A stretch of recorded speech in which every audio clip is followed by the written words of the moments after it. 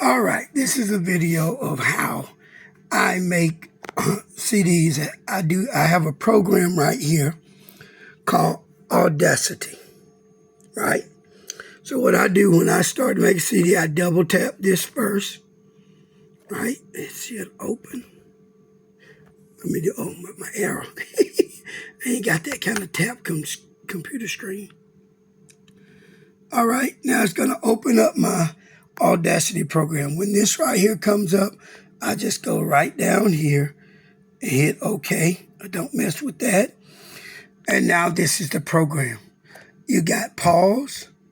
You got select play once you made a recording. Stop once you start recording. You go backwards, and if this one here was up, you go forward. And normally I just come right here in this program, take my arrow. See my arrow? Just take it right up there and click, and it starts recording. Hi, this is Brother Bill. We're on 100.1 FM. We're making a recording for the radio program that we're on every week, 4:30 to 5:30 p.m. every Sunday afternoon. This counter I like about this program, you see it's counting 14 seconds, 15 seconds.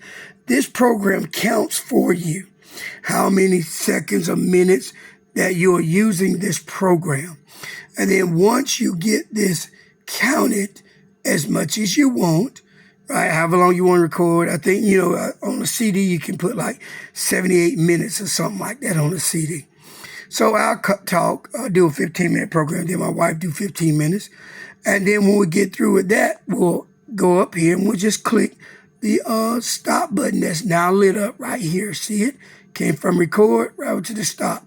Now, normally what I do when I'm talking like this, just so there won't be an accident or anything, I'll take that cursor and put it over here in the blue.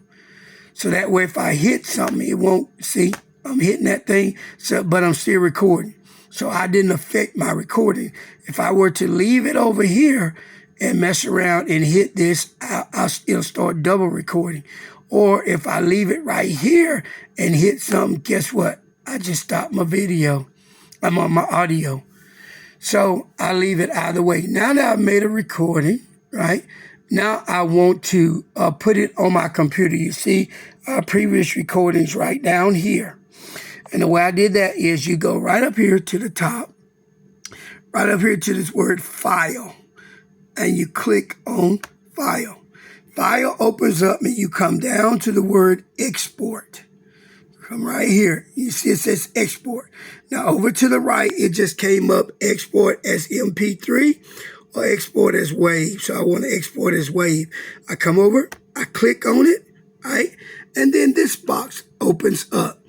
It's the send or save in box, where I want to save this. So if I wanted to save this in somewhere like desktop, if I didn't have desktop in here, I'll come here, click on this. It will drop down and you go down to desktop right here and you click on it and it'll put desktop up there in your upper box.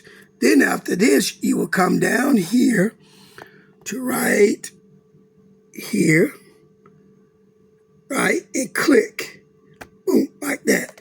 And then I hit my backspace right over here. Where's my backspace? You couldn't see my finger, but my backspace is right there.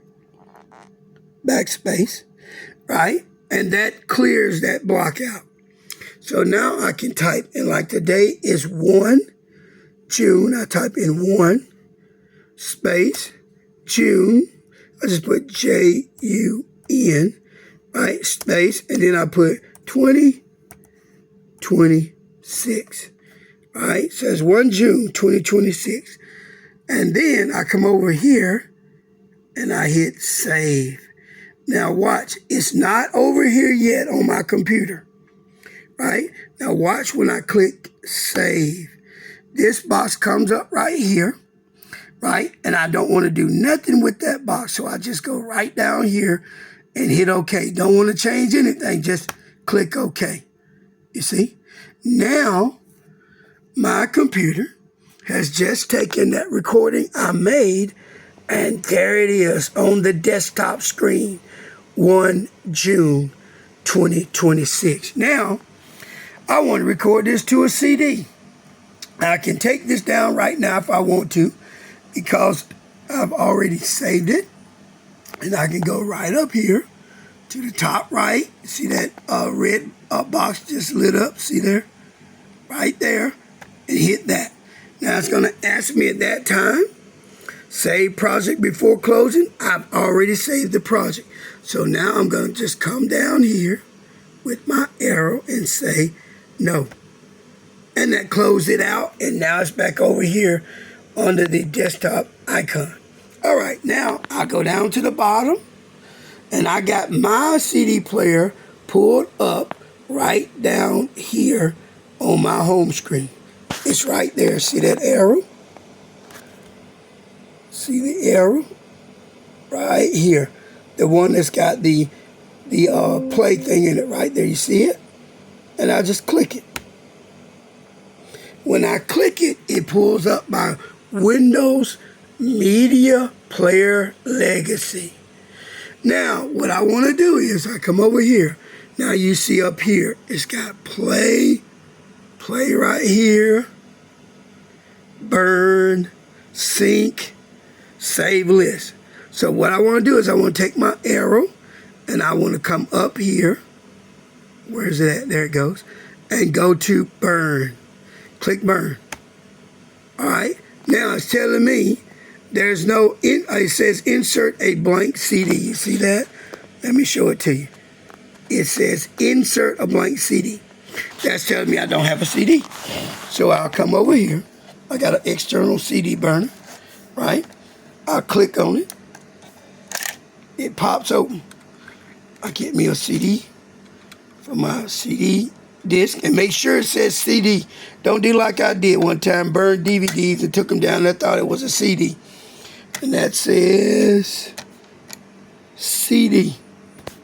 See there? CD. Click it in here like that. Let it do its work. It's working. I've already programmed my CD player every time it comes in here to load the CD. So when it finishes loading, up there it is, 79.57 free space. So I can burn right at 80 minutes on this CD. So now I'm ready to burn my CD. So now I go over here, find the desktop icon that I put on here, right, which is up here. Bring my arrow all the way over, put my arrow on it. Then I do a left click once I get my arrow on it. Right here. Then I do a left click right here on my screen. I hold this down, then I take my finger and start dragging that thing. Look here. I start dragging it all the way across the screen.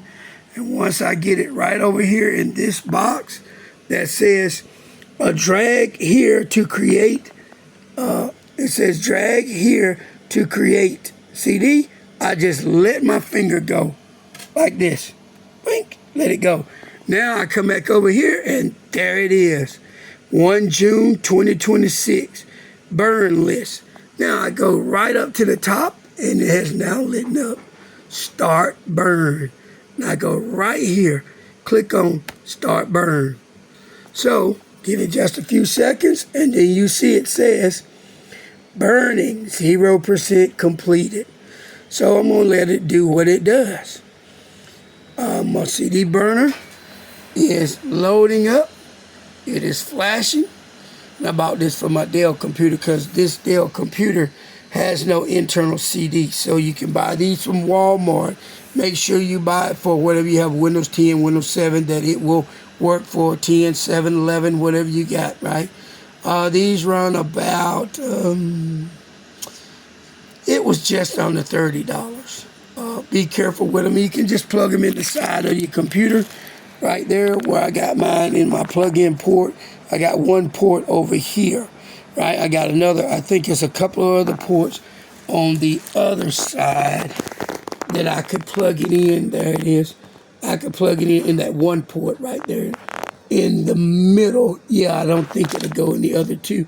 But since my CD burner is programmed, right, once it completes, it says audio CD, you have to make sure your CD player says audio CD burner. That's my CD burner. Says audio CD burner, right? Because you can click on that and change that to DVD, right? But you want to make sure it says audio CD burner, and more than likely do that when you first hook this thing up for the very first time. It'll ask you, what do you want to do with it? It'll pop up on the screen. What do you want to do with this? And tell it, put in there burn CDs. Click on burn CDs. All right, you see that after my CD was finished, it kicked it out.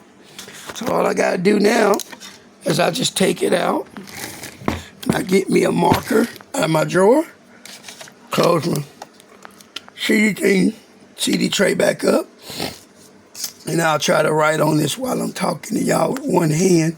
And I'll write 1 June 20. Hold up, 26. I couldn't do it with one hand. But I write 1 June 2026. I put the name of our church, WOC, up here at the top, WOC. Then I come down here on the bottom and put, this is the way I do it. I put my time to, the time is going to be